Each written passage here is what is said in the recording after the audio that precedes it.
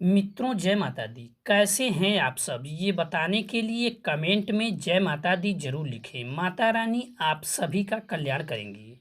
मित्रों, इस वीडियो में शीतला माता की कथा को जानेंगे, जो इस प्रकार है। एक बार शीतला सप्तमी के दिन एक बुढ़िया व उसकी दो बहुएं ने व्रत रखा।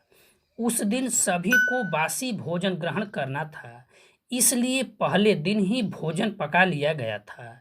लेकिन दोनों बहुओं को कुछ समय पहले ही संतान की प्राप्ति हुई थी। कहीं बासी भोजन खाने से उसकी संतान बीमार न पड़ जाए, इसलिए बासी भोजन ग्रहण नहीं किया और अपनी सास के साथ माता की पूजा अर्चना के पश्चात पशुओं के लिए बनाए गए भोजन के साथ अपने लिए भी रोटी बनाकर खा लिया। जब सास ने बासी भोजन ग्रहण करने को कही तो काम का बहाना बनाकर टाल गई। उनके इस काम से माता कुपित हो गई और उन दोनों के नवजात शिशुओं को मृत्यु हो गई। जब सास को पूरी कहानी पता चली तो उसने दोनों को घर से निकाल दिया। दोनों अपने शिशुओं के शव को लिए जा रही थी कि एक बरगद के पास रुककर विश्राम करने लगी।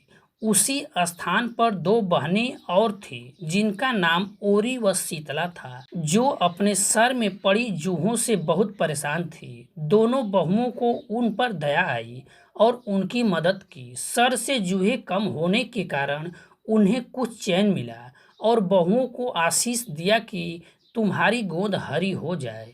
तब बहुओं ने कहा कि हमारी हरी भरी गोद ही लुट गई। इस पर शीतला ने हंसते हुए कहा कि पाप कर्म का दंड तो भुगतना ही पड़ेगा। तब बहुओं ने पहचान लिया कि साक्षात माता हैं। दोनों बहुएं माता के चरणों में गिर पड़ी और क्षमा याचना करने लगी। माता को भी उनके पश्चाताप करने पर दया आई और उनके मृत बालक जीवित हो गए। तब दोनों खुशी खुशी गांव लौट आई। इस चमत्कार को देखकर सब हैरान रह गए। इसके बाद पूरा गांव माता को मानने लगा।